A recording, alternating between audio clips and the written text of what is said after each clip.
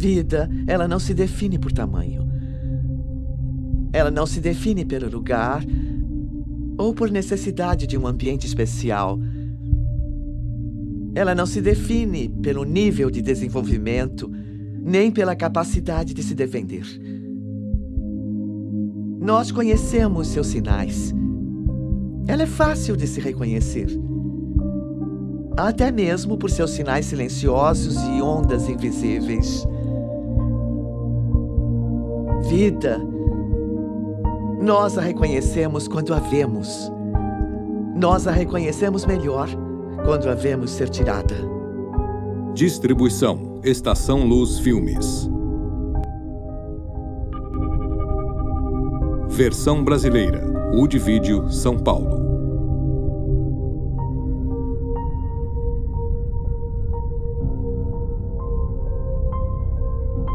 Olá, eu sou Alvida King.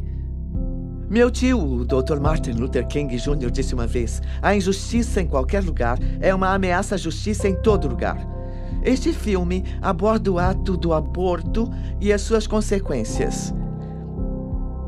Você vai ouvir testemunhos individuais da vida real e comentários de especialistas ao embarcar nesta jornada que aborda o que acontece na indústria do aborto e como vidas são impactadas. Poucos marcos culturais são tão visíveis ou têm um impacto de tão grande magnitude sobre a nossa sociedade. E ele surgiu mediante a manipulação dos mais sugestionáveis numa campanha de mentiras, burlando o poder legislativo. Esta campanha foi conduzida perante nossas instituições judiciárias não eleitas, que não respondem ao povo. A justiça tornou o aborto um direito da mulher, a autoridade de decidir sobre o próprio corpo e sobre a vida independente que se desenvolve dentro dela. Empregaram eufemismos para fazer a criança parecer menos que humana. Um massacre sancionado não sob a autoridade constitucional, mas dos recantos mais sombrios dos corações dos homens. Efetivamente, é o direito de assassinar. Para justificá-lo, a justiça ignorou fatos científicos incontestáveis. Estava tão claro em 73 quanto está hoje, como estava ainda em meados do século XIX, quando as legislaturas estaduais regulamentaram o aborto, alterando as leis em vigor, segundo as quais o aborto era ilegal, mas só após haver movimentos fetais. Esta mudança veio após a declaração da ciência, segundo a qual a vida humana se inicia na concepção.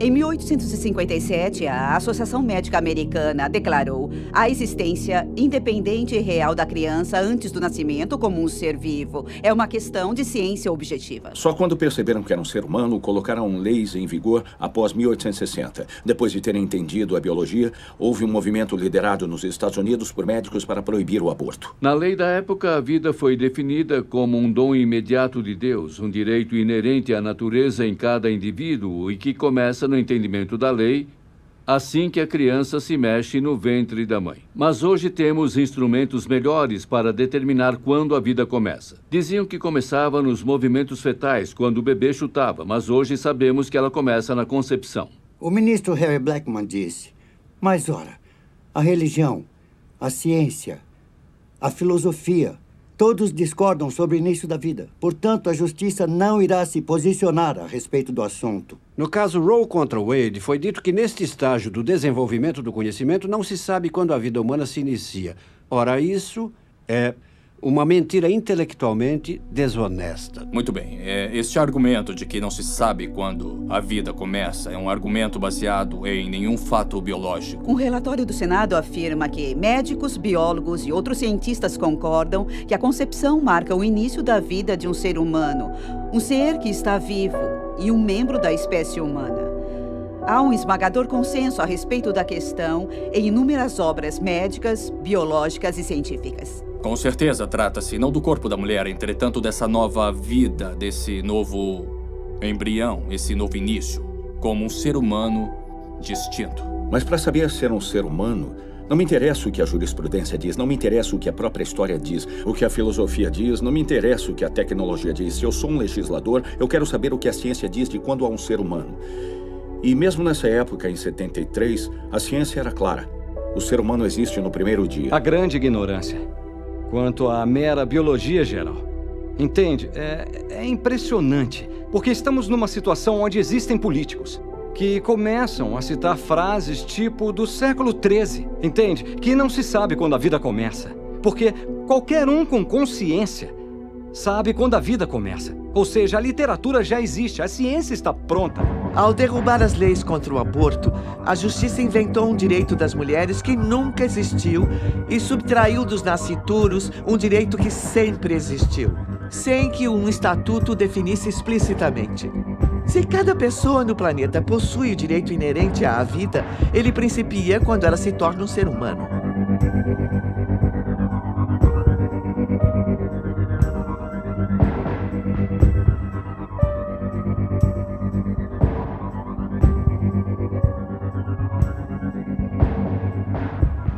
Os fatos científicos não devem ser postos em dúvida. É quase risível até onde algumas pessoas iriam para tentar questioná-los. O que eles iriam ver é que quando se compara o genoma do DNA da mãe com o dos embriões, mesmo numa fase muito inicial, observa-se que se trata de dois indivíduos independentes e distintos. Por distinto, entende-se que você era um ente diferente de sua mãe. Você não fazia parte dela, embora estivesse abrigado nela. E se você recorrer a todos os livros, vai concluir que todos dirão sim.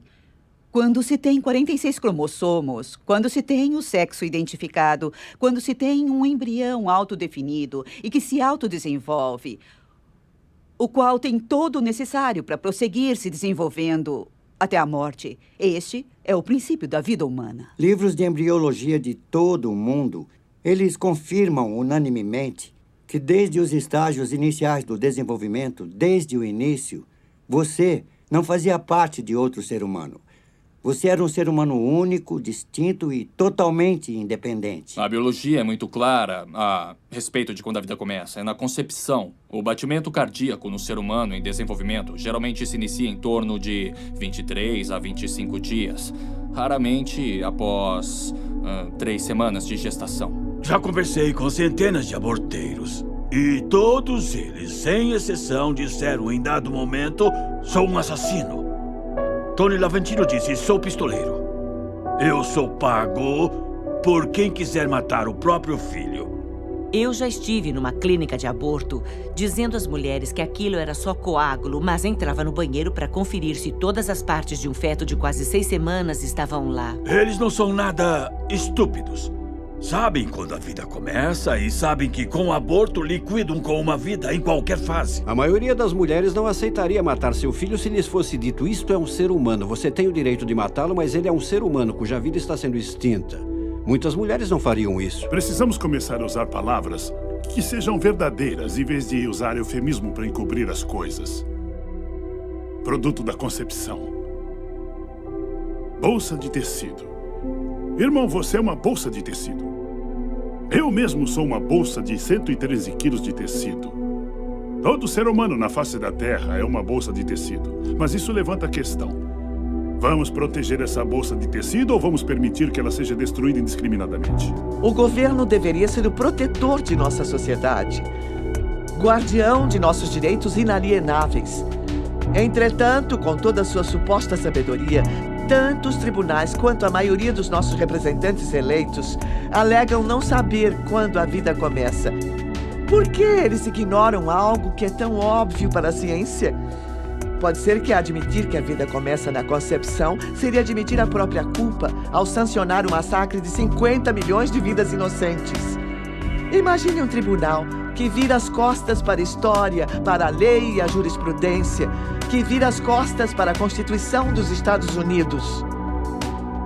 Assim fez a nossa Suprema Corte Federal e seus juízes em sua decisão de sancionar o violento extermínio de inocentes em útero, violando o juramento de posse e virando as costas a milhões de crianças às quais a vida foi negada. Há mais de uma década, uma decisão da Suprema Corte literalmente apagou das constituições de 50 estados dispositivos que protegiam os direitos dos nascituros. O aborto voluntário já tira as vidas de quase 1,5 milhão de crianças não nascidas por ano. Legislação sobre a vida que ponha fim a esta tragédia um dia tramitará no Congresso. E eu e vocês jamais descansaremos até este dia.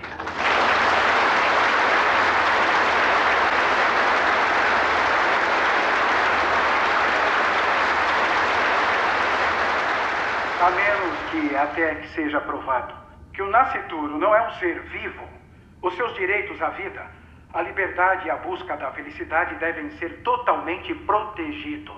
Os autores da Constituição disseram, de modo a assegurar as bênçãos da liberdade para nós mesmos e para a nossa descendência, nós promulgamos e estabelecemos esta Constituição para os Estados Unidos da América. O objetivo principal da Constituição era proteger as gerações ainda não nascidas e assegurar os benefícios da liberdade. Nenhum tribunal tem autoridade para contradizer a Constituição. E quando a contradição é evidente, ela não deve ser seguida. Em virtude da Constituição não mencionar o aborto em nenhum momento, eles tinham que encontrar algum lugar. E a Justiça disse, ele é encontrado nas penumbras, que quer dizer nas sombras da Constituição. A Suprema Corte não pode revogar direitos que são tão inalienáveis. Então, Roy contra Wade e Doe contra Bolton são ficção, que já custou mais de 50 milhões de vidas. A Suprema Corte não concedeu o direito absoluto das mulheres matarem seus filhos nascituros. Ao revogar o que sempre foi um direito natural, eles legitimaram um homicídio sob forma de aborto, tornando uma decisão médica confiada aos médicos e decidida em consulta com a mulher grávida. O caso Roe baseou-se no fato de que esta deve ser uma decisão entre a mulher e o médico. Numa visita anterior, ele até que abordou de forma bem descontraída a possibilidade de interromper a gravidez, caso o bebê tivesse algum problema genético. Meu oncologista foi bem flexível quanto ao que eu deveria fazer. Era a única opção que eu tinha e era a única maneira que eu poderia sobreviver. Então, ele me incentivou a fazer o aborto para salvar a minha vida e também para me livrar de um filho que seria totalmente incompatível com a vida em tratamento. Enquanto os defensores do aborto voluntário comemoravam a decisão do caso Roe, muitos profissionais de direito e até da esquerda radical sabiam que essa era uma decisão indefensável sob a perspectiva jurídica. Não bastou a justiça inventar um direito. Ela o fez alheia à história e cega aos preceitos da ciência e da lei. Eu vou te dar o parecer do maior professor de direito liberal dos Estados Unidos, Larry Tribe, de Harvard. E, segundo ele, essa é uma posição indefensável.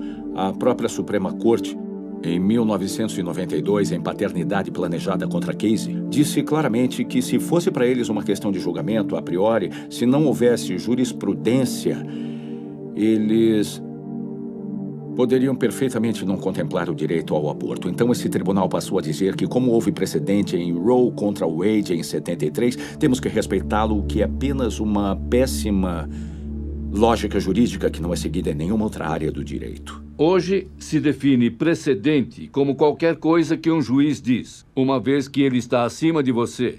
Porém, a maior autoridade não é o juiz, é a Constituição dos Estados Unidos. Em nenhuma outra área do direito se defende um precedente simplesmente porque ele existe, pois uma decisão errada é uma decisão inconstitucional. Então, no caso, se você respeita a Constituição, deve-se rejeitá-lo.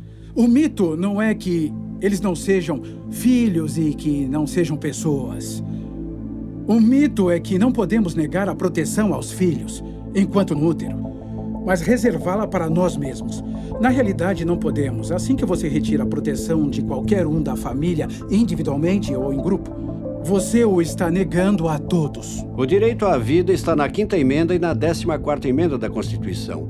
Nela não figura o direito ao aborto. E os juízes usurparam seu papel de protetores da Constituição quando criaram um direito que nunca deveria estar na Constituição. A lei rege até os tribunais.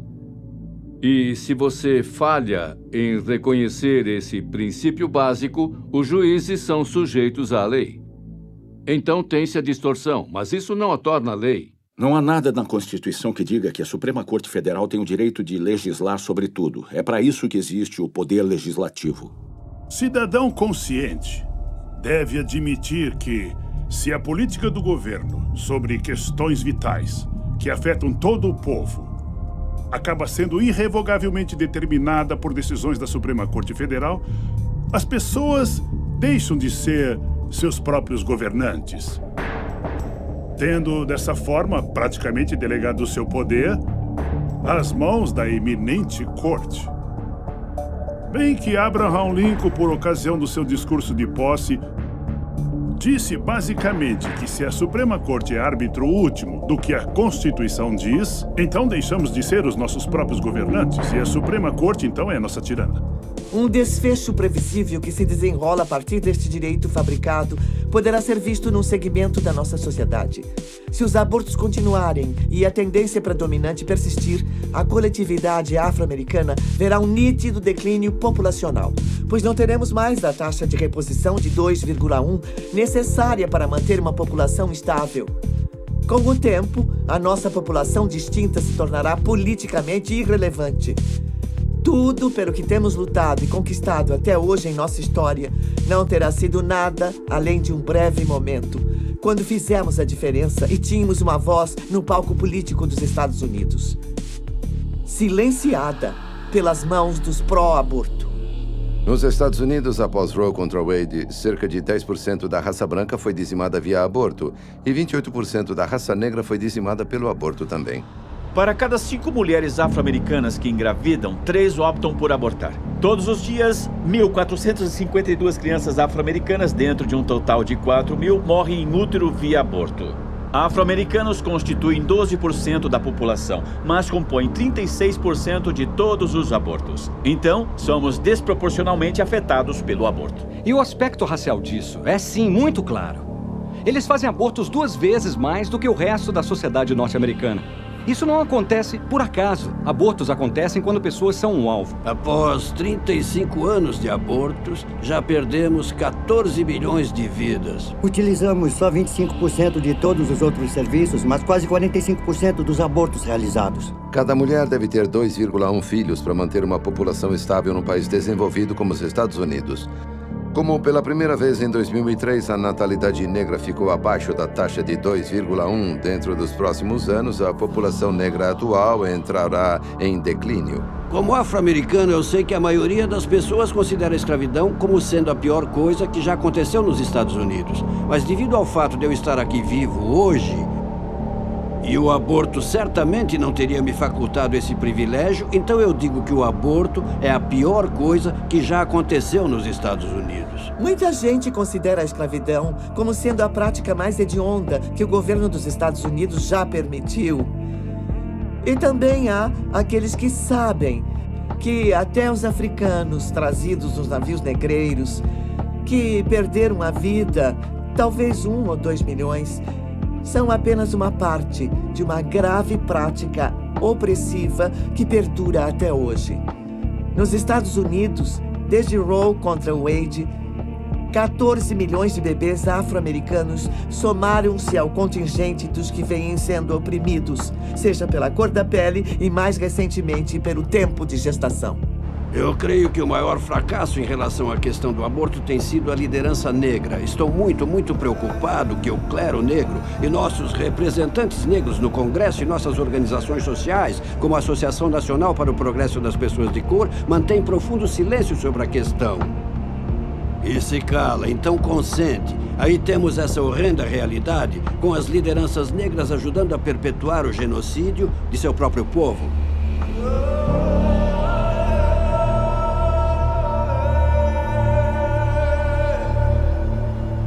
A paternidade planejada da Geórgia está estrategicamente localizada no coração da comunidade da Universidade Estadual da Geórgia. Ao seu redor, você vê os prédios das faculdades e jovens estudantes por toda parte na comunidade. As pessoas imaginam, por que será que os jovens e até as crianças estão se iniciando no sexo cada vez mais cedo? Bem, não é tão difícil de descobrir. Você tem a paternidade planejada no centro da comunidade universitária, não muito longe das escolas de ensino médio e com jovens caminhando por toda parte. E que podem entrar lá e receber orientação de paternidade gratuita, anticoncepcionais a baixo preço e preservativos grátis. E quando tudo falha, eles fazem aborto. 20 anos após Roe contra Wade, as pessoas organizaram suas vidas pessoais em torno da disponibilidade do aborto como alternativa quando a contracepção falha. A paternidade planejada é um dos maiores distribuidores de recursos de controle de natalidade, mas eles falham 2 milhões de vezes por ano nos Estados Unidos. E o que vemos, segundo o Instituto Alan Guttmacher, que é um órgão de pesquisa da paternidade planejada, Quase 2 em cada 3 mulheres praticando aborto usavam contraceptivos quando engravidaram. Assim, é uma maravilhosa forma autorrealimentada de se vender um produto. Aí o produto falha, aí se oferece às pessoas o aborto para corrigir a falha do produto que eles mesmos vendem. Tínhamos um programa de venda de abortos que se chamava de educação sexual. Era vencer a timidez natural, separá-las dos pais e de seus valores e nos tornarmos os especialistas em sexo das vidas delas para que recorressem a nós. Aí dávamos um anticoncepcional de baixa dosagem e ficavam grávidas. Ou um preservativo defeituoso porque não tínhamos os mais caros, só os mais baratos. Nossa meta era entre 3 e 5 abortos de cada menina entre as idades de 13 e 18 anos. Sendo jovens de tenra idade, eles estão sexualmente ativos. E dizem que se conseguirem fazer uma menina de cerca de 16 anos fazer um aborto, ela irá fazer mais 3 ou 4. Porque ela permanece sexualmente ativa. Então, dão anticoncepcionais, oferecem as marcas mais baratas de tudo e ainda usam a máscara de que querem ajudar e enganam todo mundo. Oferecem um anticoncepcional de baixa dosagem que, para se exercer qualquer nível de atividade sexual, tem que ser tomado no mesmo horário todos os dias. A menina não respeita o horário e, ao perder o rigor, ela fica com o sistema desprotegido. A atividade sexual vai de 0 vezes por semana até entre 5 a 7 vezes por semana. Se ela não tomar a pílula corretamente, engravida. E para quem ela liga quando engravida? Liga para nós, os especialistas, e estamos a postos. Temos um roteiro planejado para superar cada uma das objeções. É assim em vendas. Superando a objeção, você vende o serviço, neste caso, o aborto. E quando ela liga, a primeira providência é tranquilizar. Então a menina confessa que acha que pode estar grávida e a aconselhadora, que é na verdade uma operadora de telemarketing treinada para fazer vendas por telefone, mas é chamada de aconselhadora, diz: nós podemos resolver seu problema, ninguém precisa saber. Aí a primeira pergunta é: qual foi o primeiro dia do seu último ciclo normal? E ela fornece a tal aconselhadora a data e ela diz: você está grávida de 8 semanas. Ela não diz que você pode estar grávida, ela não diz talvez, ela diz são 8 semanas. Aí ela planta a primeira semente neste longo canteiro de vendas e o mais triste é que na mente da garota ela é a autoridade. Ou seja, a especialista em gravidez e as perguntas são: isso é uma boa ou má notícia?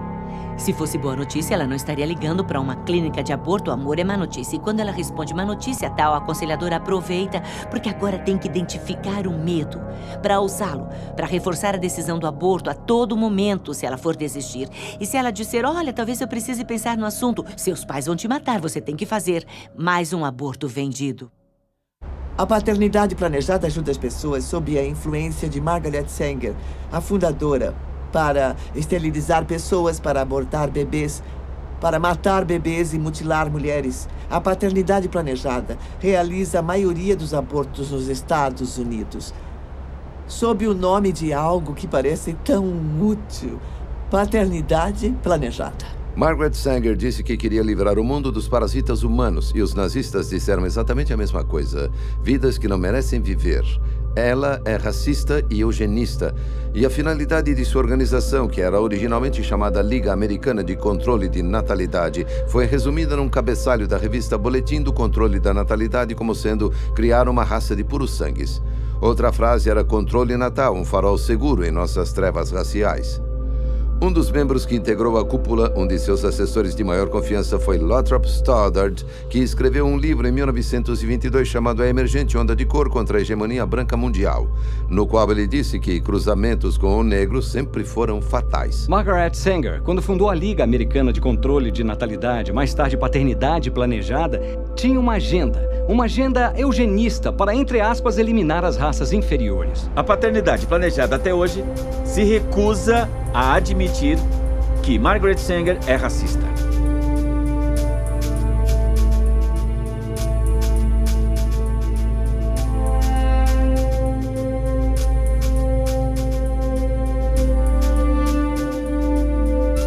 Embora nenhuma conexão direta tenha sido estabelecida entre Margaret Sanger e Adolf Hitler, há elementos nazistas suficientes que indicam que as suas filosofias estão mutuamente alinhadas e que eles compartilham muitos dos mesmos ideais distorcidos. É pouco divulgado, mas nos Estados Unidos a esterilização forçada de mulheres das minorias só parou em 1972. Muitas centenas de milhares de mulheres foram esterilizadas contra a vontade delas. Após a decisão do caso Buck contra Bell em 1929, quando um dos juízes da Suprema Corte disse a infame frase: 3 gerações de imbecis já é o bastante. O Projeto Negro tinha como alvo específico fazer pessoas percorrerem todo o Sul e convencerem os negros a não terem filhos. Margaret Sanger estava profundamente envolvida com o eugenismo nos Estados Unidos. Parte dos ideais promovidos pelos nazistas foram criados por eugenistas britânicos e norte-americanos. Na primeira publicação de Margaret Sanger, que se chamava Boletim do Controle da Natalidade, saíram artigos escritos por médicos do Terceiro Reich. E sabemos também que na Alemanha nazista havia um tal Dr. Hans Harmsen, o qual escreveu todos os guias de esterilização para o Terceiro Reich. Em seguida, após a Segunda Guerra Mundial, ele fez parte do grupo que estabeleceu a filial alemã da Federação Internacional da Paternidade Planejada. Então, há uma série de relações entre as atrocidades que ocorriam na Alemanha nazista e a paternidade planejada. Embora as esterilizações forçadas de mulheres negras tivessem terminado em 72, o movimento eugenista prosseguiu com a derrubada das leis estaduais em 73, quando da instalação do caso Roe contra Wade. Enquanto o método havia mudado, os resultados ainda eram obtidos. Só que agora os eugenistas seriam capazes de continuar a matar bebês e mutilar mulheres em escala industrial. Com o foco voltado para as coletividades minoritárias e estimulando o aborto em taxas bastante elevadas, estariam garantindo o declínio populacional daqueles que Margaret Sanger considerava os parasitas. Este grande holocausto na coletividade afro-americana se baseia no racismo via paternidade planejada. Muita gente conhece o caso de Roe contra Wade, que legitimou o aborto após o primeiro trimestre de gravidez. Foi o caso de Doe contra Bolton, centrado em Sandra Kano, que legitimou o aborto durante os 3 trimestres. Esta decisão legitimou matar um ser humano perfeitamente viável até o dia do seu nascimento.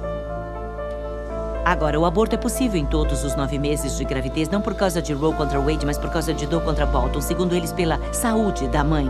O aborto pode ser realizado em qualquer dos 9 meses de gravidez, mas o problema é que saúde foi estendida à saúde mental. E diríamos a esta jovem mulher temerosa: você terá problemas com a gravidez, você devia interrompê-la, não devia? Ela diria sim e constaria saúde emocional. Mais de 60% das pessoas não acreditam que abortos são feitos após 20 semanas de gravidez. Infelizmente, o aborto foi descriminalizado em toda a sua extensão, até o instante do nascimento. Assim que a proteção da vida foi retirada de todos os 9 meses de gravidez, a paternidade planejada acelerou sua agenda eugênica, instalando a maioria de suas clínicas de aborto, agora legalizadas, nos bairros das minorias. A Federação para a Paternidade Planejada dos Estados Unidos instala a maioria de suas clínicas de aborto em bairros de minorias e realiza a maior parte de seus abortos nas mulheres das minorias. Sabendo que não obteriam a aprovação do povo, nem das legislaturas da maioria dos estados, nem do Congresso, os que defendiam a legalização do aborto se armaram de mentiras e estatísticas falsas e, burlando os escalões legislativos, levaram as suas provas forjadas aos tribunais.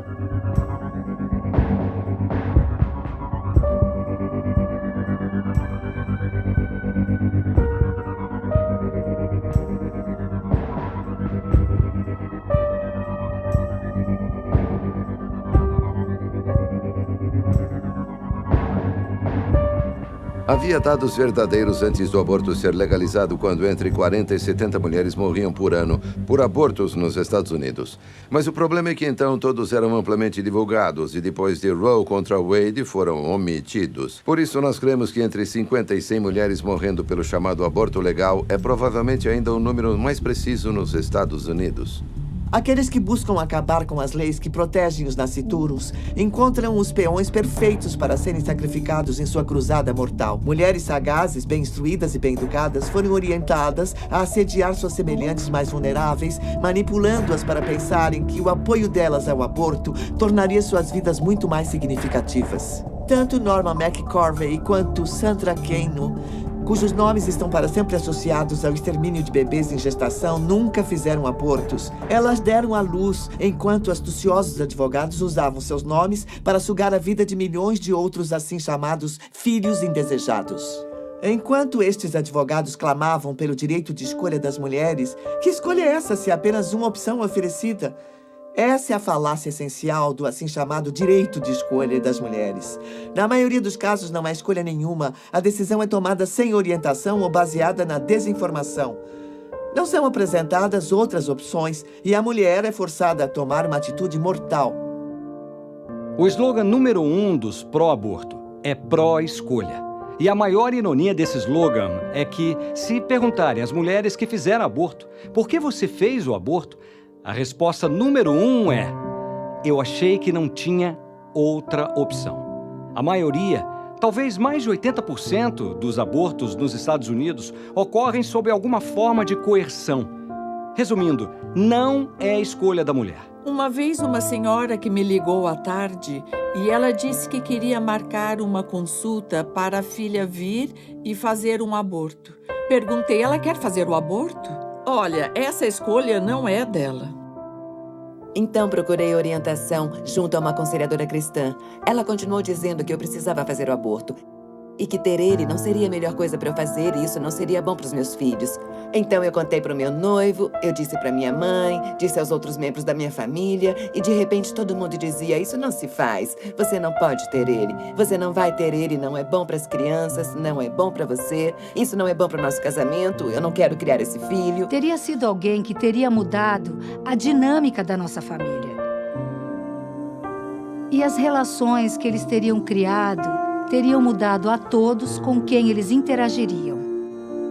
Mas eles não estão aqui.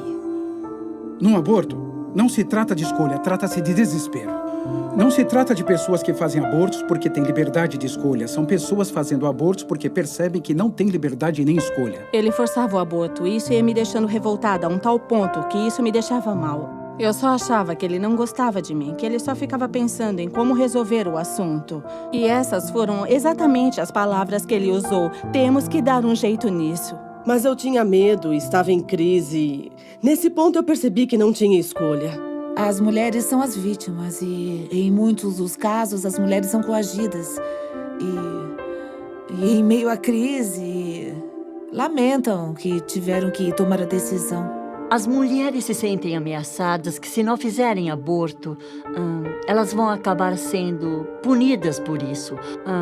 Há histórias de namorados que dizem: eu te dou dinheiro e nossa relação continua se você fizer o aborto. Se você optar por ter o bebê, aquela é a porta.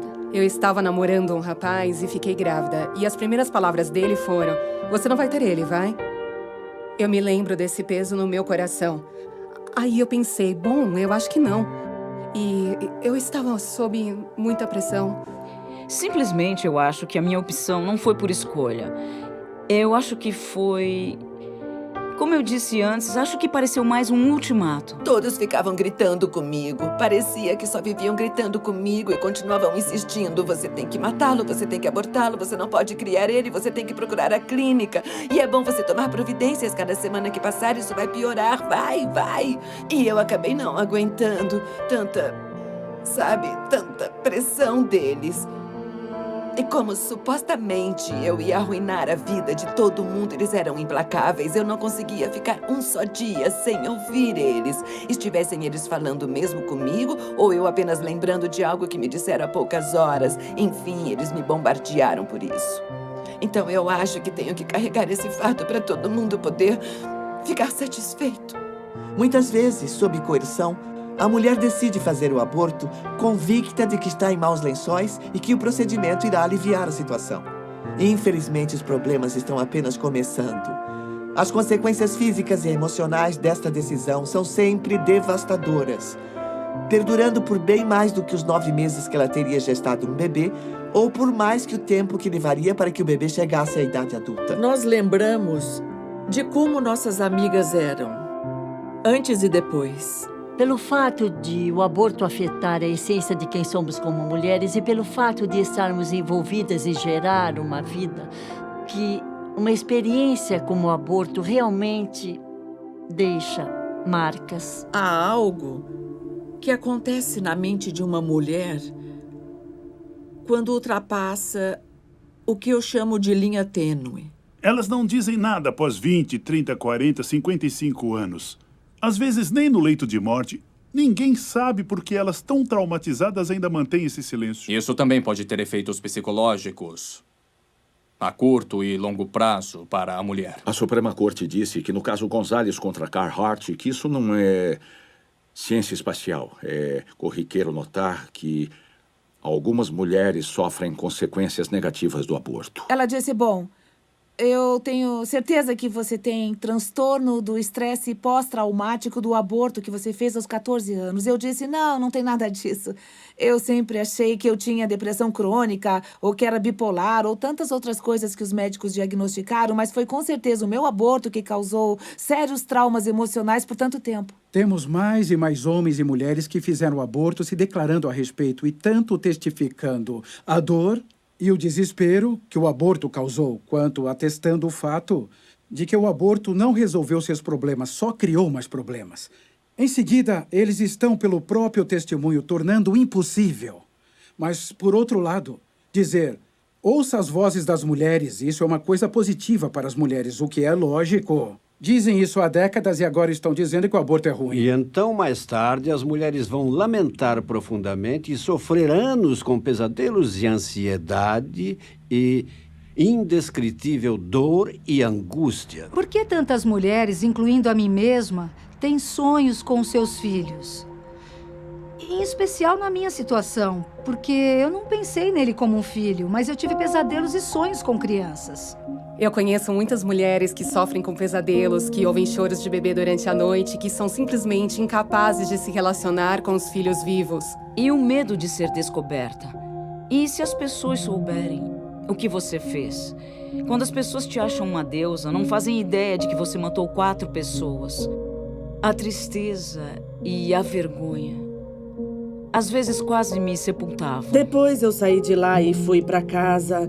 Acho que foram os hormônios ou a ficha não caiu, mas as emoções, a realidade de tudo que aconteceu, e eu só me lembro de me encolher num canto e arrancar meus cabelos, e eu só pensava, eu não acredito, não acreditava que tinha feito aquilo. Em vez de só passar por uma crise de gravidez de 9 meses, eu já passei por 20 anos de inferno na Terra, só por exercer o meu direito de escolha. As mulheres dizem com frequência, não me disseram que eu ia sofrer por anos com meu aborto. Ninguém me disse que eu teria pesadelos com meu bebê. Não me avisaram que eu viria a me arrepender tão amargamente que ia preferir me matar a continuar a viver. Não. Daqui a 10 minutos você não vai nem lembrar. Isso é mentira. Um dos efeitos mais devastadores do aborto em muitas mulheres é o suicídio. Há estudos indicando que adolescentes que fazem aborto têm até 6 vezes mais chances de tirar a própria vida no prazo de 1 ano após terem interrompido a gravidez. E muitas mais ainda planejam e até tentam o suicídio numa tentativa de pôr um fim à dor que sentem. Não se fala em estatísticas precisas, mas suicídios e tentativas de suicídio entre mulheres que se submeteram ao aborto são uma realidade que o outro lado se recusa a admitir. Cheguei a achar que a única maneira de escapar do tormento era tirar a minha própria vida. E, sendo a covarde que eu era, eu bebi o máximo que eu pude, entrei na minha banheira cheia d'água e, com uma lâmina de barbear, eu cortei os meus pulsos e eu apenas fiquei lá deitada olhando a água da banheira ficar vermelha. Não era uma coisa que estava acontecendo conscientemente, que eu pudesse dizer, puxa, estou tão triste por eu ter feito o aborto, que eu vou usar essas drogas. Era apenas um profundo sentimento de vazio e desesperança, que não havia mais nada pelo que valesse a pena viver. E planejei como eu ia acabar com a minha vida, sabe? Tantas vezes. Eu fui diagnosticada com depressão clínica em 91. Com certeza foi devido aos abortos. Eu me tornei extremamente suicida depois dos abortos. E eu cheguei ao ponto de tentar tirar a minha vida várias vezes. Tinha 12 anos de idade. Ela entrou mascando chiclete e estava tão descontraída. Ela fez o aborto e voltou 2 semanas depois para a consulta. Ela não saía mais do quarto, não saía. Abriram a porta e ela estava lá. Ela tinha um caco de vidro e cortou os pulsos. 12 anos de idade.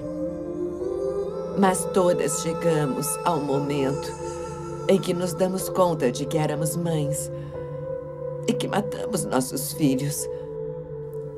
É doentio, uma sensação mórbida. Avisos raramente são oferecidos. As mulheres quase nunca ouvem a história inteira do que estão se envolvendo quando autorizam um aborteiro a matar o bebê dentro delas. Nem sobre as consequências e efeitos conhecidos, como câncer de mama, vertigens e outros traumas femininos. Ainda que eles só afetem metade das mulheres ou 1/4 das mulheres. Não seria melhor deixá-las saber o que elas podem sofrer por sua escolha? Não seria também sensato que elas soubessem de todos os riscos envolvidos? O governo exige advertências quanto a todo perigo potencial. Cada maço de cigarros, cada garrafa de bebida alcoólica, cada embalagem de medicação traz um aviso de possíveis riscos à saúde. Por que não um aviso sobre algo tão traumatizante, tão potencialmente nocivo como um aborto? Há numerosas provas quanto às consequências físicas e psicológicas e houve uma grande pesquisa na Nova Zelândia há cerca de 2 anos que mostrou as consequências a longo prazo. Muitas mulheres tornam-se inférteis. Elas sofrem outros problemas do aparelho reprodutivo e acabam tendo de fazer esterectomia total. Serão incapazes de conceber ou de ter outros filhos. Numa das mulheres, a potência da máquina de sucção que faz o aborto foi tão forte que provocou o prolapso das trompas de Falópio e ela nunca mais pôde ter filhos. O aborto é uma cirurgia e implica em riscos importantes. Ao contrário de cirurgias que salvam vidas ou aliviam o sofrimento, o aborto é uma cirurgia eletiva de conveniência que raramente é realizada para salvar a vida da mãe. Eu não fiquei lá durante todo o aborto, mas alguém ficou lá com ele. Eu só fui lá no final e eu nunca tinha visto tanto sangue. Assim, entende? Sangue por toda a parte. E nós a colocamos na sala de recuperação e ela ensopou a cama e trocamos a cama algumas vezes. E a pressão arterial dela era irregular. E o médico foi embora. Eu fiquei preocupada com ela e tentei ligar para o médico.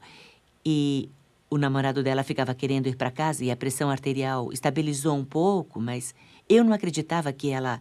Foi uma sensação que eu tive de que ela não estava bem. Às 22 horas, o namorado disse que se qualquer coisa acontecesse, que ligasse para ele na hora. E às 4h30, ele ligou para o médico. Ele ignorou. Ele a pegou, a colocou numa banheira com água quente e a última gota de sangue do seu corpo saiu. E ele me ligou por volta das 6 e disse que ela estava morta. E ele imediatamente começou a me contar como iria encobrir. E, de alguma forma, deu tudo certo. A autópsia não revelou nada, não houve processo, nada aconteceu, os jornais não ligaram, ninguém apareceu. Nós matamos aquela mulher e fizemos abortos no dia seguinte. E muitas vezes vemos mulheres jovens que morreram por aborto e na certidão de óbito se lê alguma coisa como gangrena espontânea do ovário, complicações terapêuticas ou coisas do gênero. As famílias ficam tão abaladas com o que acontece e envergonhadas com a filha que fez o aborto e morreu em virtude dele que não se manifestam. Veja que o aborto torna o médico quase imune a processos, pois a mulher fica tão constrangida por fazer um aborto que mesmo se for por imperícia dele, ela tiver que fazer esterectomia, ninguém conta nada sobre isso a ninguém. Nunca. Porque não querem que ninguém saiba. Tivemos uma garota de 22 anos, uma modelo, que entrou dançando, pulou em cima da mesa, disse ao médico rindo que ela não usava calcinha, com 22 semanas de gestação. Colocamos ela na mesa e há um procedimento chamado manobra de Hansen, que o médico pode fazer sozinho ou alguém pode fazê-lo, mas eu fiz com bebês grandes, 2 abortos de bebê grande. Eu segurei os bebês e se diz, a cabeça está aqui, os pés aqui, as nádegas aqui, e você gentilmente empurra o bebê para baixo contra o aparelho. E a primeira vez que o médico introduziu, tirou o aumento, que é o forro dos intestinos. Ele literalmente perfurou o útero dela e estava puxando as tripas para fora pelo útero da primeira vez que ele introduziu a aparelhagem. E a segunda vez que ele introduziu, ele puxou os intestinos e aí empurrou tudo de volta. Com o bebê vivo, acordamos a mulher, colocamos ela no carro porque é péssima. péssima publicidade. Imagine ter uma ambulância na frente de uma clínica de aborto. Isso não se quer. Então, colocamos ela no meu carro e não a levamos ao hospital mais próximo. Nós não a levamos ao hospital que seria melhor para cuidar dela. Nós atravessamos a cidade até um hospital que nos ajudaria a encobrir o que foi feito. O cirurgião levou essa menina com um bebê completamente formado dentro dela, com os intestinos dela saindo pela vagina, até a sala de cirurgia lá em cima. 7 médicos operaram esse bebê dentro da garota. Tiveram que fazer a colostomia, a ressecção do intestino para esvaziá-lo no saco. Aí retiraram o bebê, enrolaram em lençóis descartáveis e colocaram no incinerador do hospital. E todos os 7 médicos falsificaram o laudo. Nós matamos aquele bebê assim. Os médicos falsificaram o laudo, dissemos à garota que ela teve gestação abdominal e ela não nos processou. No caso Roe contra Wade, a justiça tornou a questão do aborto uma decisão entre a mulher e o seu médico. A verdadeira consequência disso é que a decisão entre ter o bebê ou encerrar a sua vida, na grande maioria dos casos, é delegada à mulher em crise, numa consulta com uma pessoa que ganha vida vendendo abortos. A sineta da caixa registradora ocupou o lugar do choro do recém-nascido. A maioria das mulheres nos Estados Unidos que fizeram aborto vão lhe dizer que elas nunca viram um aborteiro. Elas nunca veem esse médico até ele estar entre as pernas dela na clínica de aborto, violando-a com os instrumentos. As mulheres quase nunca consultam seus médicos. Elas procuram umas clínicas. Elas decidem que querem fazer o aborto. Então, essa ideia da importância do papel do médico pessoal é uma fantasia. Com o sucesso de Roe contra Wade na justiça, a organização eugênico-racista de Margaret Sanger tornou-se parte da cultura dos Estados Unidos. Uma nova indústria multibilionária foi iniciada, encabeçada pela paternidade planejada. Uma indústria que mantém a sua influência e poder através dos mesmos argumentos e mentiras originalmente usadas para descriminalizar o aborto em 73. Há 2 grandes mentiras sobre o aborto. A primeira não é um bebê. E a segunda é bom para as mulheres. Devemos também considerar outro interesse da paternidade planejada na indústria do aborto. O desejo de ganhar dinheiro para promover a causa. Dinheiro que é ganho vendendo educação sexual, vendendo contraceptivos que sabem que vão falhar milhões de vezes por ano, e depois vendendo abortos como meio de reparar as falhas, e às vezes até vendendo parte dos corpos dos bebês mortos pelos abortos. É fácil perceber que a indústria do aborto é um ciclo vicioso infinito de lucratividade. E é justamente quando as mulheres planejam a maternidade que a indústria do aborto perde. Eu não acredito que alguém imaginasse que veríamos uma indústria que se tornaria tão grande, uma indústria de dinheiro que é amplamente desregulamentada para realizar abortos. A paternidade planejada foi autorizada a entrar e dar palestras. Outras organizações dão palestras. Professores liberais dão explicações durante aulas de educação sexual. Ninguém fala em bebê. É produto da concepção, que pode ser removido se você não o quiser. Ao legalizar o aborto, a Suprema Corte abriu as comportas para que a indústria possa faturar bilhões de dólares com o sofrimento e a dor de mulheres e a morte de milhões de bebês inocentes, através da exploração da delicada situação em que muitas mulheres se encontram. No instante em que a mulher se vê mais vulnerável, aborteiros legitimados pela justiça oferecem um serviço que promete resolver o problema. Mas, ao contrário de outras empresas, eles deixam suas clientes sofrerem com as consequências sem oferecerem garantias nem reembolso quando o produto deles apresenta defeito. O aborto é um produto habilmente comercializado, vendido a pessoas muito fragilizadas, em crise. Elas compram o produto em busca de solução e descobrem que é defeituoso. Disseram que tínhamos de faturar $40 mil por semana para podermos ficar aqui. É claro que descobrimos depois que ele estava mentindo.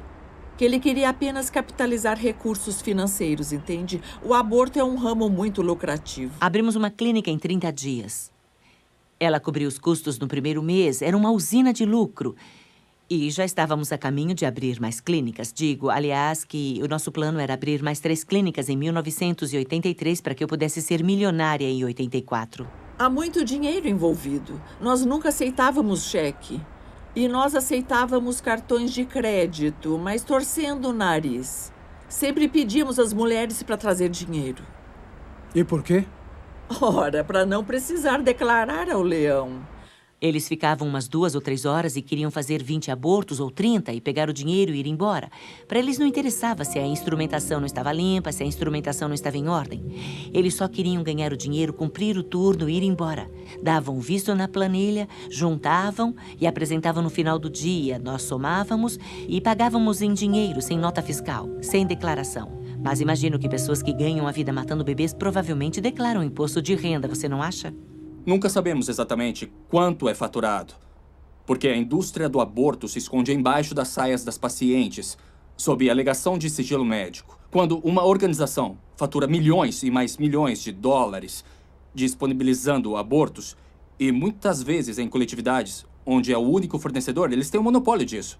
Então, por que não promoveriam mais abortos, então? Porque mais abortos implicam mais dinheiro. Mais dinheiro quer dizer que eles podem ir ao caixa do governo, no caso da paternidade planejada, e dizer, vejam como estamos indo bem. E assim eles podem pedir mais dinheiro do governo. A paternidade planejada agora está em expansão. Estão construindo gigantescas clínicas de aborto, se antecipando à medicina socializada, porque esperam que se um democrata se tornar presidente dos Estados Unidos, a medicina socializada será introduzida. E então poderão cobrar entre $1.000 e $1.500 por abortos durante o primeiro trimestre, e tudo será pago pelo governo. Os defensores do aborto têm interesse financeiro nas mulheres que querem fazer aborto porque eles ganham se elas fizerem, e eles não ganham se elas não fizerem. Então, o que acha que ele vai mandar que elas façam? Se o auxílio às mulheres estivesse no centro da indústria do aborto, o assim chamado serviço de acabar com a vida do bebê poderia ser oferecido por muito menos do que é geralmente cobrado. A clínica permaneceria no azul e ainda teria muito lucro. Mas não é esse o caso. Os pró-aborto e as clínicas de abortos prosperam, aproveitando-se das mulheres em crise. Rapidamente deixou de ser questão de oferecer abortos às mulheres, era questão de lucro. Eu vi o potencial de faturar muito dinheiro. Eu atendi o telefone em casa à noite para não perder um aborto. Mas ela podia ver o teste de gravidez dela dar positivo ou negativo, e eu mostrava um quadro na parede e dizia, este é positivo e este é negativo. E se era positivo, havia funcionários treinados para abordá-la e segurá-la bem forte pelo braço e dizer, ela está confusa, ela está sofrendo, ela acabou de saber que está grávida, está deprimida. Aí, novamente, você puxa ela pelo braço para chamar a atenção dela e diz, se você tiver dinheiro, podemos dar um jeito nisso agora mesmo. Fizeram um teste de gravidez, disseram que deu positivo e me perguntaram se eu tinha dinheiro.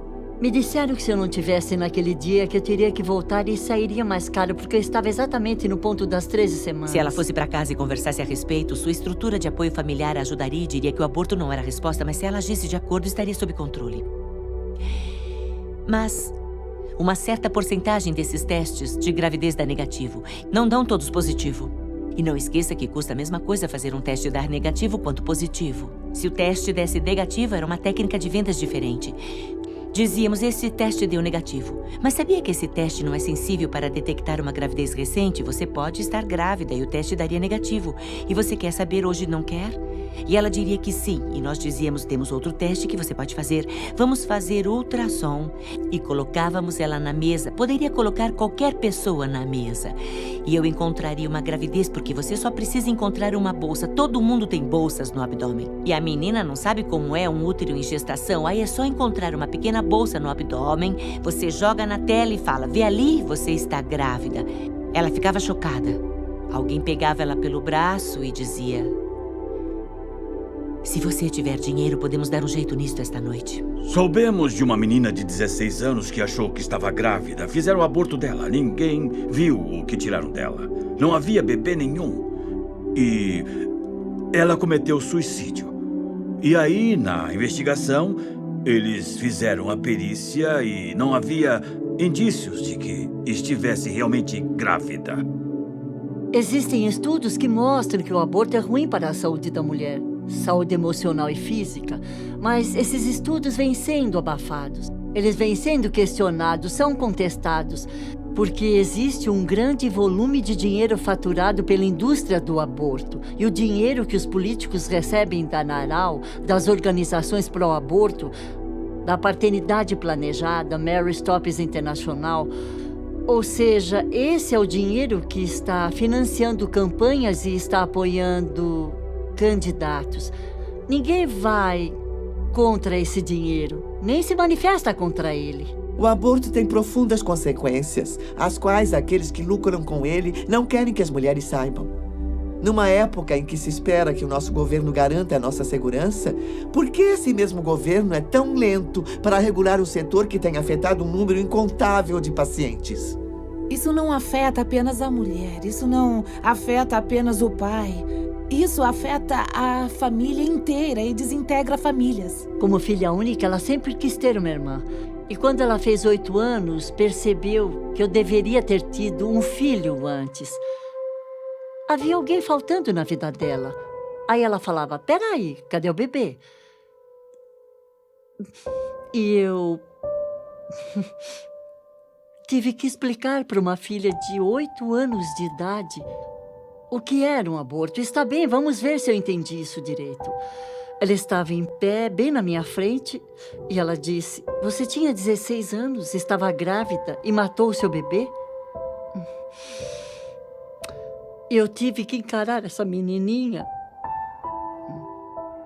e dizer sim. E aquela expressão de horror tomou o rosto dela. E ela não falou mais nada, apenas se afastou. E eu pedi aos da minha família para irem comigo, mas eles não quiseram ir. Não queriam ir. Queriam que eu fizesse, mas eles não quiseram ir. Nem o meu noivo não quis ir. Finalmente encontrei alguém que queria ir. Ninguém, nenhum dos que me mandavam fazer. Nenhum deles quis ir comigo. Alguns homens não tiveram escolha.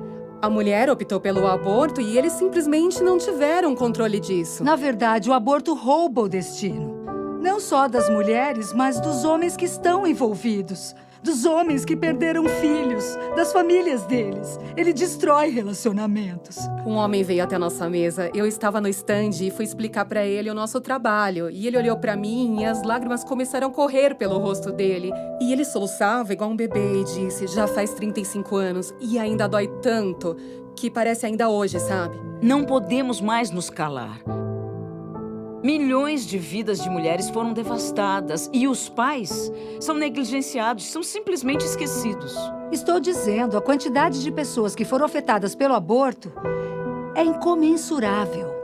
Com o caso Roe contra Wade, a Suprema Corte tirou dos estados o direito de regulamentar o aborto dentro de suas jurisdições.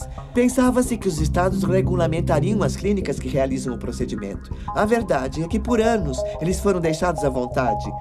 Os aborteiros de fundo de quintal simplesmente se instalaram abertamente sem sanear seus procedimentos. Trata-se de um ramo altamente lucrativo e a segurança das mulheres dificilmente era levada em conta em se tratando da lucratividade. Podíamos fazer de 20 a 30 abortos por hora, se preciso, no mínimo 20. Tínhamos 21 kits de instrumentação, só esses. Portanto, era impossível retirar a instrumentação, limpá-la, esterilizá-la, ajustar a temperatura do esterilizador para fazer 20 minutos de esterilização e depois esfriá-la. Eu tive mais experiência do que eu gostaria de ter tido com as condições de imundice no interior das clínicas de aborto. Quando estávamos no sul da Califórnia, íamos atrás dos pequenos aborteiros sujos ao redor de Los Angeles, San Diego e Orange County, que se instalavam nos pequenos shoppings. Praticamente assinavam um contrato hoje e matavam bebês amanhã. Íamos lá fuçar nas latas de lixo deles e eles pegavam as notas do caixa e jogavam fora. E os bebês eram jogados fora junto com o lixo comum. Claro, violando toda e qualquer legislação sanitária existente. Pois é, tínhamos uma taxa de infecção em torno de 75%. Entende? Mas isso era só da instrumentação não esterilizada. Nossa taxa de complicações no fim do meu tempo lá era de cerca de 1 em cada 500 que precisou de uma cirurgia por complicações ou que morreu. Tivemos uma que morreu. Mas por não termos estatísticas reais e se você puder encobrir, você não registra, nenhum caso nosso foi registrado. Então, não sabemos. Algumas das condições nas que mandávamos nossos agentes, eu ia lá pessoalmente, via-se, de fato, sangue no chão, sangue nas paredes. Via-se baratas e fezes de ratos. Em alguns desses lugares, você não entraria nem para cortar o cabelo. num lugar desses. Muito menos para fazer um procedimento cirúrgico tão invasivo. No hospital de Dallas, os médicos vão dizer que já viram abortos mal feitos ou veem abortos mal feitos o tempo todo. Um dos fatores que permitiu regulamentar as clínicas de aborto no Texas foram as denúncias envolvendo aborteiros ruins. Quando uma garota morreu e foram vistoriar a clínica, viram instrumentação enferrujada e que não tinha esterilizador nem água quente. A vida da mulher que decide abortar seu bebê nunca mais será a mesma. Não haverá um só dia em que essa decisão não irá afetá-la de alguma forma, seja física, emocional ou espiritualmente. Mas ela não sofre as consequências de tirar a vida de um bebê sozinha. Os homens e mulheres que trabalham na indústria do aborto também pagam um preço vendo a matança de bebês inocentes dia a dia. Isso constitui um imenso fardo emocional. Mas ninguém fala sobre o que acontece dentro de uma clínica de aborto, onde todo mundo briga. É o lugar mais caótico que se possa imaginar. Os médicos brigam, os enfermeiros brigam, todo mundo está usando drogas, todo mundo bebendo, entende, tendo casos. Mas é grotesco olhar para o bebê e não ver que ele é realmente um ser humano. E, entende, não tem diferença de mim ou de você, exceto no tamanho. Eu confesso que estive envolvida na morte de 35 mil bebês. No homicídio de uma mulher que sangrou até a morte por um aborto no 2º trimestre. Por 19 mulheres que fizeram esterectomia ou colostomias. E nunca nenhuma apareceu em nenhum jornal, nenhum processo. Mas eu não consigo lidar com o fato de eu mesma ter tirado a vida do meu próprio filho com o aborto. Ninguém lida com a morte e mentiras diariamente sem ser gravemente afetado por isso. E não houve ninguém que trabalhou nessa clínica que não tivesse jogado os bebês no lixo. E mesmo que eles não estivessem no lixo, eles já estavam enrolados numa toalha. Eu solicitei a um colega ginecologista que realizava abortos na época que colocasse um captador de ultrassom no abdômen de mulheres que estavam fazendo abortos, que mostrasse o feto sendo caçado pelo aborteiro e que finalmente acabava morto, aspirado e destroçado. Eu já sabia que o que estava acontecendo era errado, mas durante este processo de 5 dias, eles inseriram uma bucha expansível no colo do meu útero para dilatar lentamente durante 5 dias. Lá pelo 3º dia, eu estava deitada numa maca e o bebê começou a chutar demais naquela maca. E eu lembro que eu pensei, alguma coisa está errada e ela está tentando me dizer isso. Ela tinha razão, porque aí George Tiller entrou para enfiar uma agulha grande no meu abdômen. E quase imediatamente o meu bebê parou de chutar. E eu não senti ela chutar mais. Então eu sei que foi o momento em que ela morreu, mas demorou mais uns 2 dias antes de eu entrar em trabalho de parto. A enfermeira, ela vinha até a maca olhando embaixo das cobertas, me apalpava para ver se eu estava dilatado bastante e quando estivesse ia ser levada para um outro quarto. Ela me levou com um soro de cadeira de rodas até esse outro quarto, onde todas as outras mulheres entraram. Eu vi que o quarto que eu entrei era uma espécie de banheiro com um sanitário. E a enfermeira mandou eu me apoiar nela para poder jogar o meu bebê no sanitário.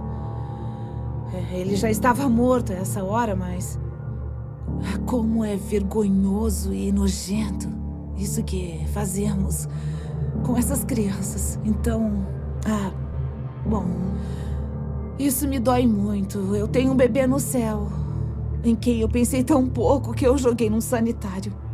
O resultado foi o filme de um feto sendo atacado pelo aborteiro por baixo, enquanto filmávamos de cima.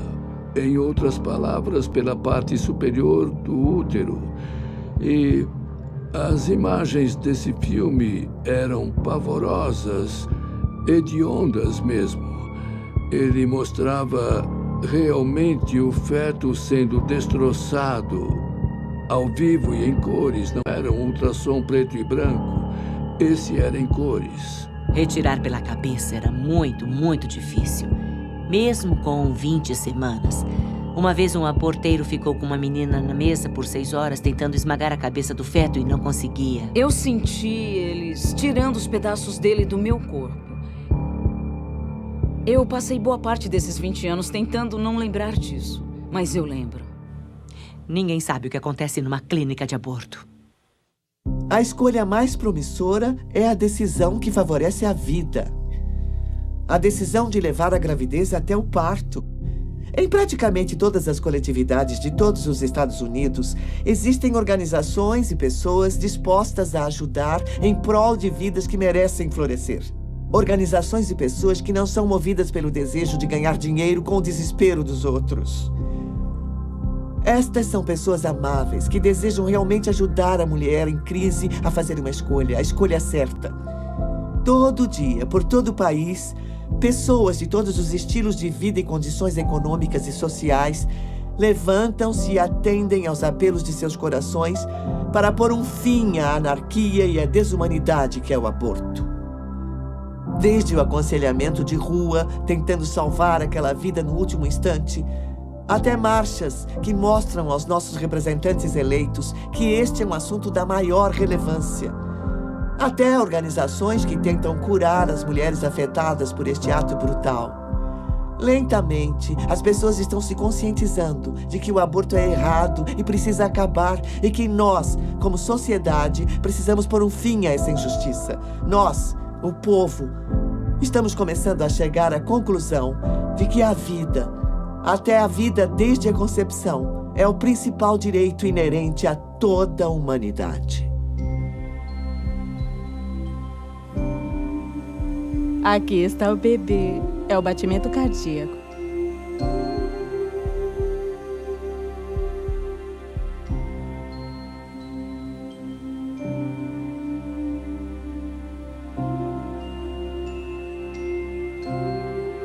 Parece até de uma pessoa adulta. A frequência cardíaca é de 176 batimentos por minuto. Nossa! É. Sério mesmo? Uhum. É perfeitamente normal. Isso é normal? É normal. À medida que a gravidez progride, ele vai diminuir. Eu sei que o coração bate rápido no começo.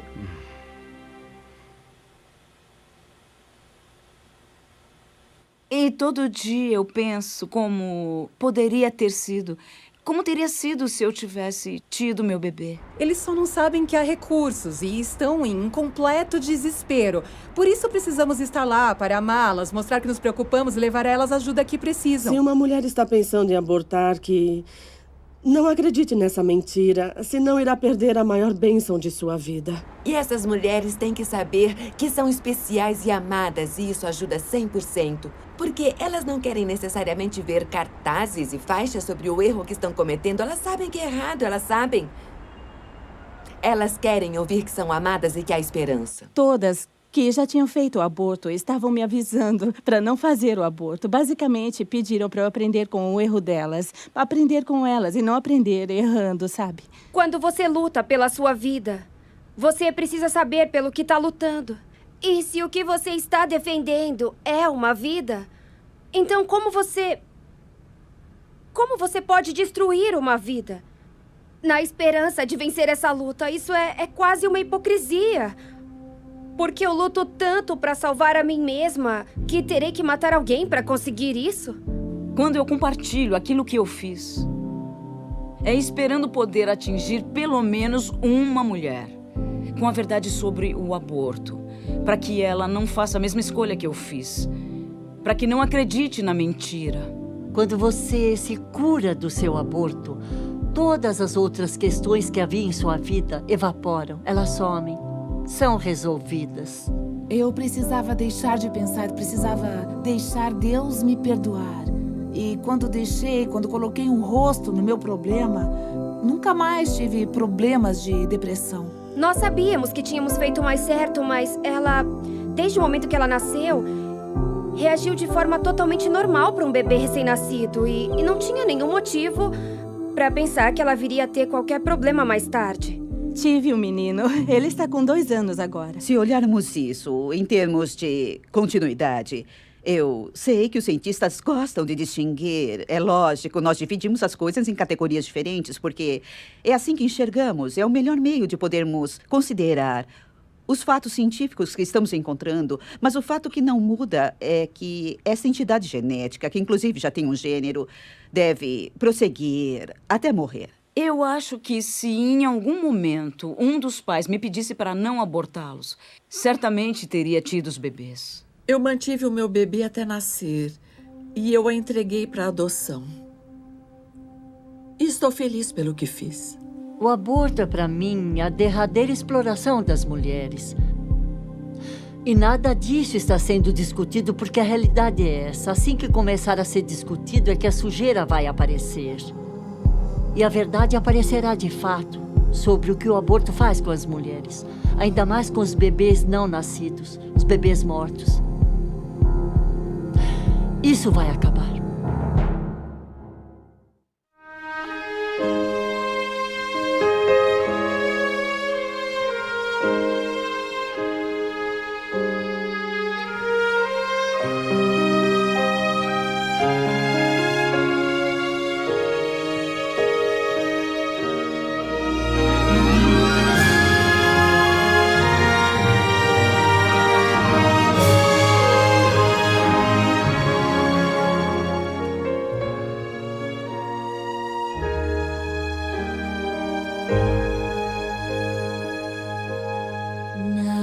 Still, when your back's against the wall, victory, there seems no hope at all. I'll be your wings that soar so high, this side of paradise. Now be still until strong. Here I am, I'm your fire when it's cold. Here I am, I'm your guide when you lost your road. I'm your armor in the fields of war, when the enemy storms the door.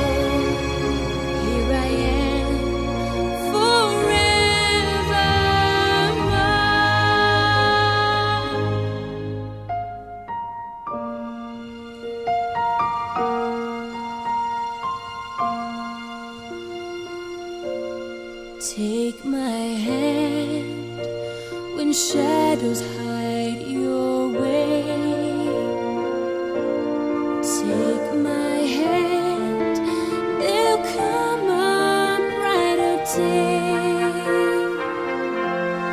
For the love of you and me is for eternity. Take my hand, close by your stay. Here I am, I'm your fire when it's cold. Here I am, I'm your guide when you lost your road.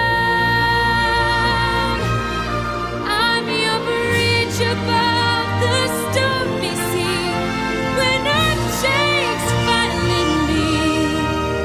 Here I am forevermore.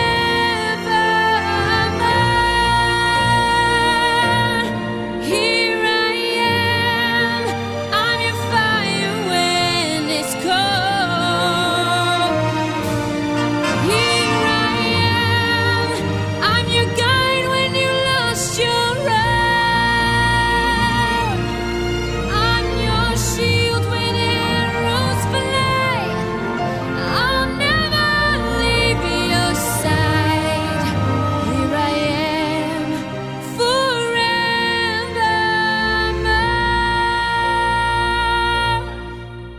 Here I am.